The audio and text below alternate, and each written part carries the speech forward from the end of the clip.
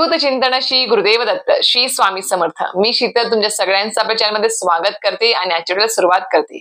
शिवहर शंकर नमामि शंकर शिवशंकर शंभो हे गिरिजापदी भवानी शंकर शिवशंकर शंभो या मंत्रावरून तुम्ही ओळखलंच असेल की आजचा व्हिडिओ आजची माहिती काय असणार आहे।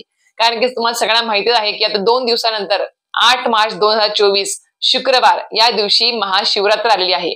तसं पाहायला गेलं तर प्रत्येक मराठी महिन्यामध्ये शिवरात्र ही असतेच, पण ती छोटी शिवरात्र मानली जाते। त्याबद्दल खूप लोकांना माहिती पण नसेल, पण माघ कृष्ण चतुर्दशी ही तिथी महाशिवरात्र म्हणून ओळखली जाते। माघ महिन्यामध्ये जी शिवरात्र येते ती महाशिवरात्र म्हणून ओळखली जाते। आणि तुम्हाला सगळ्यांना माहिती आहे की महाशिवरात्री म्हटली तर हा भगवान शिवशंकरांचा उपासनेचा दिवस मानला जातो।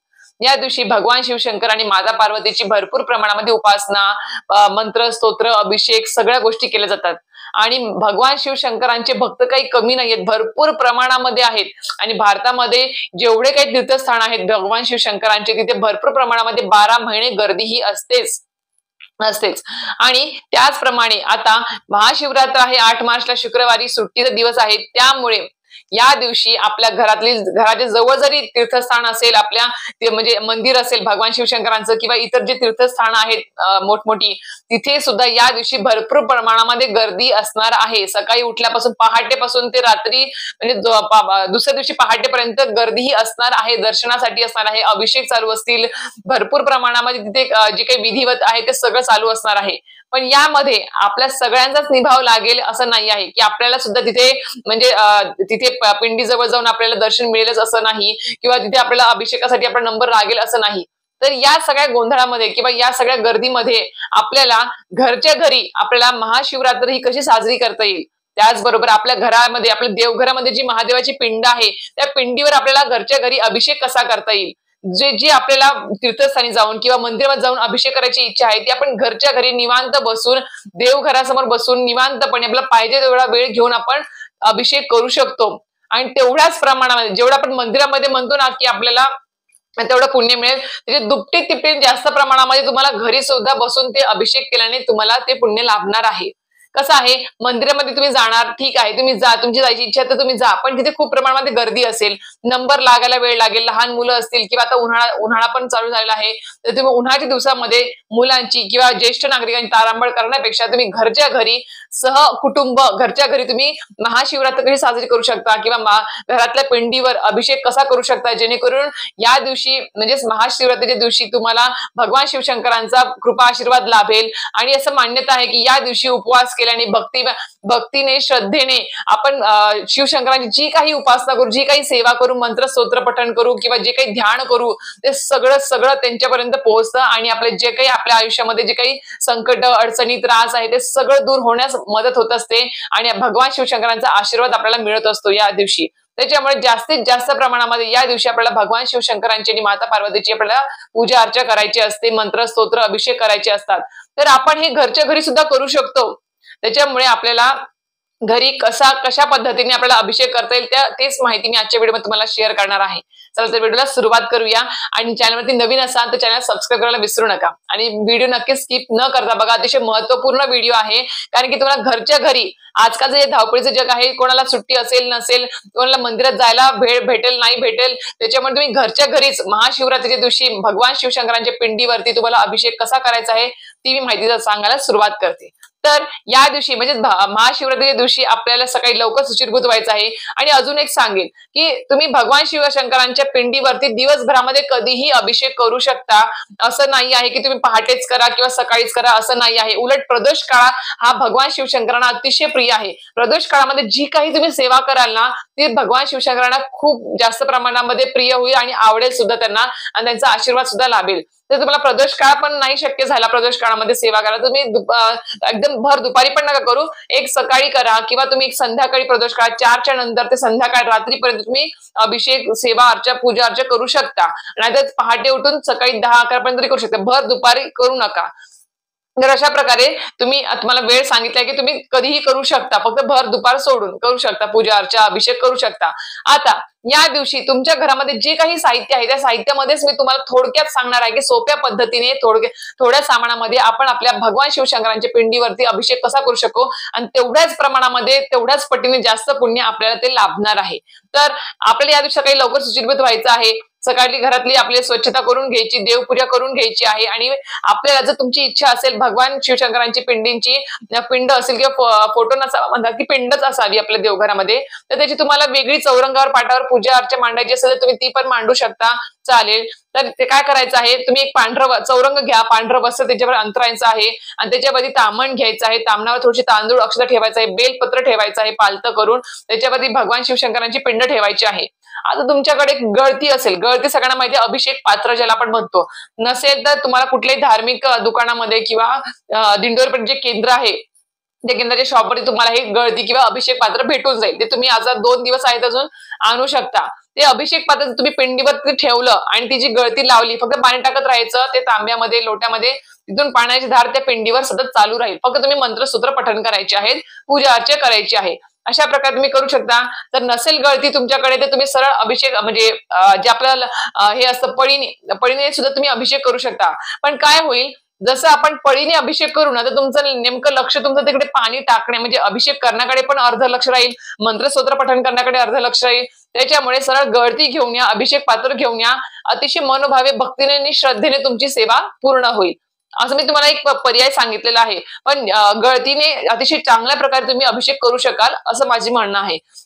तुम्ही पळीने पण करू शकता, पळीने करा चालेल, किंवा एका घरामध्ये तुमचे अजून मेंबर असतील तर त्यांना एकाला तुम्ही पळीने अभिषेक करायला बसवा आणि एकाने मंत्रसूत्र पठण करा, तसंही चालेल. तर अशा प्रकारे तुम्ही ते सांगितल्याप्रमाणे गळती ठेवायची आहे. गळती ठेवल्यावरती त्याच्यावरती तुम्हाला अभिषेक करायचा आहे. या दिवशी म्हणजे रुद्र अभिषेक, लघु रुद्र अभिषेक या सगळ्या गोष्टी या दिवशी केल्या जातात. तर या दिवशी रुद्राभिषेक करण्याला अतिशय मोठ्या प्रमाणामध्ये महत्व आहे आणि रुद्राभिषेक केल्यानंतर जे काही तीर्थ असतं त्या तीर्थाचं पण महत्व मी तुम्हाला सांगणार आहे की ते तीर्थ तयार झाल्यावर ते तीर्थ आपल्या आयुष्यामध्ये आपल्या जीवनामध्ये काय काम करतं, प्रभावी काम ते पण सांगणार आहे. तर यावेळेस तुम्हाला सांगते की अभिषेक पात्र पिंडीवर ठेवलं, धूप दीप प्रज्वलित करून घ्यायचं आहे, कारण की कुठलीही सेवा, कुठलाही मंत्र स्तोत्र, कुठलीही जपमाळ असेल ती अग्नीच्या साक्षीनेच करायची असते. मग पूजा सुद्धा आपली रोजची दैनंदिन देवपूजा जरी असेल ती सुद्धा अग्नीच्या साक्षीनेच करायची असते. त्याच्यामुळे धूप दीप लावून घ्यायचं आहे. तुम्हाला फुलं ठेवायची आहेत, तांबण्याच्या वर फुलं तुम्ही ठेवून घ्या अशा प्रकारे. आणि आपल्याला अभिषेक पात्र ठेवायचं आहे पिंडीवरती महादेवाच्या आणि तुम्हाला पाणी टाकायचं आहे. आता पाणी टाकल्यावरती त्याच्यामध्ये तुम्हाला कोणते कोणते मंत्र स्तोत्र पठण करायचे आहेत ते मी तुम्हाला सांगते. आता मी एक सांगेल की सरळ सरळ पंचामृताने अभिषेक करायचा असेल तर तुम्ही करू शकता, चालेल. पण एक गोष्ट सांगेल की सरळ सरळ जर तुम्ही साध्या पाण्याने जरी अभिषेक केला ना तरी सुद्धा अतिशय उत्तम असणार आहे, कारण की ते जे साधं पाणी जे असणार आहे ते घरातल्या सगळ्यांना तीर्थ म्हणून घेता येणार आहे. जर पंचामृत पण घेता येईल, पण साध्या पाण्याचा जो अभिषेक असणार तो अतिशय प्रभावी असणार आहे. त्याच्यामुळे पंचामृत जर नाही तुम्हाला करता आलं तर यथाशक्ती साध्या पाण्याने अभिषेक करा, ते सुद्धा भगवान शंकरांना अतिशय प्रिय असणार आहे. कारण की भोळा भावडा आपला देव आहे भगवान शिवशंकर महाराज, त्याच्यामुळे ते कुठलीही सेवा गोड मारून घेतील. असं नाही की हीच गोष्ट पाहिजे तीच गोष्ट पाहिजे असं नाही आहे. त्यामुळे जे काही साहित्य आहे, नसेल काही साहित्य, फक्त बेल पान, पांढरी फुलं, जे काही त्यांना आवडीची नैवेद्य आहेत ते गोष्टी असेल आणि सरळ सरळ साधं पाणी याने अभिषेक करा, बस. काही साहित्य लागणार नाही. दुसऱ्या गोष्टी सांगितल्याप्रमाणे धूप दीप लावून घ्यायचं आहे. गळतीमध्ये त्या तांब्यामध्ये पाणी ओतून घ्यायचं आहे, धार चालू ठेवायची आहे आणि तुम्हाला मंत्रस्तोत्र पठण करायचे आहेत. आता काय मंत्रस्तोत्र पठण करायचे? अतिशय प्रभावी मंत्रस्तोत्र आहेत, अतिशय मनोभावे श्रद्धेने पठण करायचे आहे. आता सांगते आहे. आता पहिल्यांदा तुम्हाला काय म्हणायचं आहे ते सांगते. तर सर्वप्रथम तुम्हाला एक वेळाच श्री गणपती अथर्व शीर्षमचं पठण करायचं आहे. दुसरा संस्कृत किंवा मराठीमध्ये तुम्ही रुद्र म्हणायचं आहे, ते पण एक वेळेस. संस्कृत येत असेल संस्कृत मध्ये तुम्ही रुद्र पठण करायचं आहे. संस्कृत मध्ये नसेल येत तर तुम्ही सरळ मराठीमध्ये पठण करू शकता, पण संस्कृत मध्ये म्हटलेलं अतिशय उत्तम असेल, कारण की संस्कृत मध्ये रुद्र पठण केलेला भगवान शिवशंकरांना अतिशय प्रिय आहे. तिसरी सेवा आहे ती म्हणजे गायत्री मंत्राची माळ तुम्हाला एक माळ करायची आहे, त्याच्यावरती तुम्हाला अभिषेक चालू असताना. चौथी आहे सेवा ती म्हणजे संजीवनी मंत्र तुम्हाला 11 वेळेस म्हणायचं आहे. 5वं आहे ते म्हणजे अमृत संजीवनी मंत्र, हे पण तुम्हाला 11 वेळेस म्हणायचं आहे. 6वं आहे ते म्हणजे महामृत्युंजय मंत्र, ओम त्र्यंबकम यजामहे सुगंधिं पुष्टिवर्धनम उर्वारुक्मिय बंधनानं मृत्युन्मुक्षेमामृतात. हा मंत्र आहे महामृत्युंजय मंत्र, तुम्हाला तो 11 वेळेस म्हणायचा आहे. तिकडे अभिषेकाची म्हणजे जी काही गळती आहे, पाणी आहे ते सतत धार चालूच ठेवायची आहे, आपल्याला संपू द्यायचं नाही, तिकडे पण लक्ष ठेवायचं आहे आपल्याला. नंतर 7वं आहे ते म्हणजे काल भैरवाष्टक स्तोत्रम, सगळ्यांना माहिती आहे ते एक वेळेस पठण करायचं आहे. शिव कवच एक वेळेस पठण करायचं आहे. शिव महिमन संस्कृत किंवा मराठीमध्ये तुम्ही एक वेळेस पठण करू शकता.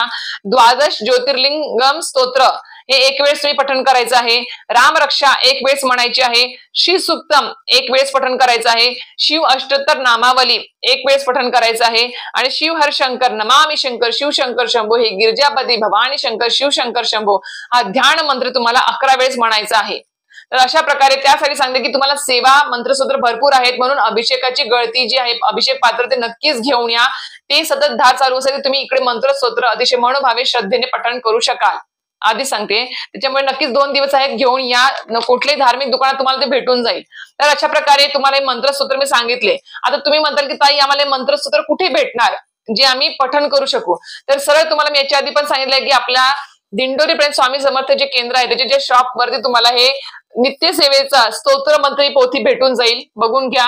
ही स्तोत्र मंत्र पोथी, याच्यामध्ये संपूर्ण मंत्र स्तोत्र, अथर्व शीर्षम असेल, रामरक्षा असेल, प्रभास सूक्त असेल, सगळे जे काही देवीचे स्तोत्र मंत्र आहेत, सगळ्या गोष्टी, श्री सुक्तम पुरुष सूक्त सगळं ह्याच्यामध्ये दिलेलं आहे.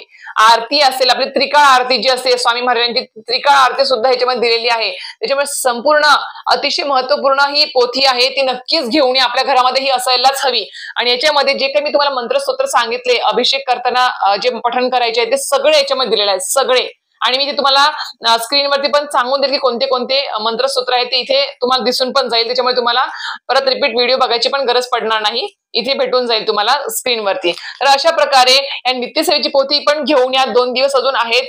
अभिषेक पात्र तुम्हाला सांगितल्याप्रमाणे ह्या 2 गोष्टी नक्कीच आवर्जून घेऊन या, जेणेकरून तुम्हाला घरच्या घरी अतिशय शांतपणे मनपूर्वक आणि अतिशय भक्तीने श्रद्धेने तुम्हाला एकाग्रतेने महादेवाच्या पिंडीवरती तुम्हाला अभिषेक करता येणार आहे. आता अभिषेक हे पठण केल्यानंतर जे काही अभिषेकात तीर्थ तयार होईल, मग ते पाण्याचं असेल किंवा पंचामृताचं असेल, हे सगळ्यातल्या घरातलं सगळ्यांनी तीर्थ म्हणून घ्यायचं आहे आणि उरलेलं थोडंसं गाळ शिंपडायचं आहे आणि तसंच ठेवायचं आहे.